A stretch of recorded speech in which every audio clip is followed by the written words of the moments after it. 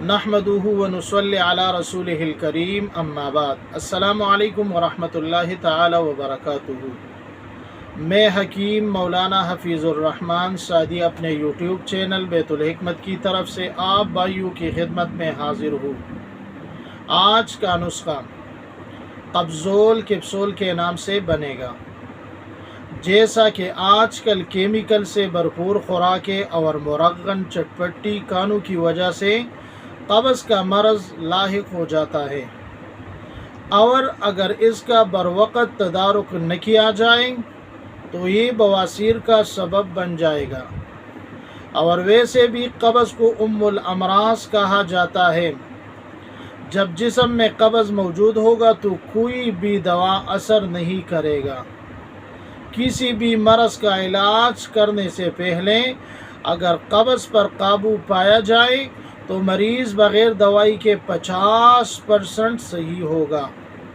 नुस्खा बताने से पहले आप भाइयों की खिदमत में गुजारिश है कि हमारा चैनल सब्सक्राइब, लाइक और शेयर करें और बेल का बटन ज़रूर दबाएं ताकि हमारा अगला वीडियो आपको बरवक़्त मिल जाए। अज्जा नोट फरमा लें। नंबर 1 मुसब्बर सिया 10 ग्राम। नंबर 2 रेवंद असारा 10 ग्राम। नंबर 3 मर्च सिया 10 ग्राम। नंबर 4 रेवन खताई 20 ग्राम। नंबर 5 नौशादर टिकरी 20 ग्राम। नंबर 6 जंजबील 30 ग्राम। नंबर 7 बर्ग सना मक्की 30 ग्राम।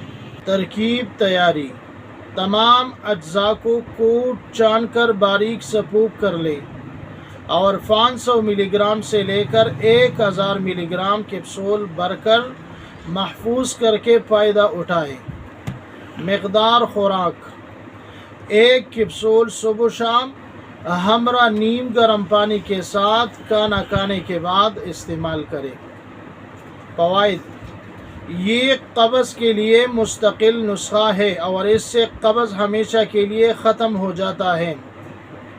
इसके अलावा ये मैदा और जिगर के लिए भी मुफीद है। खाने को हज़म करता है और भूख खूब लगाता है। मैदे की जलन, तबखीर, गैस और तेज़ाबियत के लिए नहायत ही मुफीद नुस्खा है। यानी ये नुस्खा इस्लाह जिगर और इस्लाह मैदा है। और आखिर में हकीम मौलाना हफीज़ुर रहमान सादी आप सब भाइयों से इजाज़त मांगता हूँ। अल्लाह हाफिज़।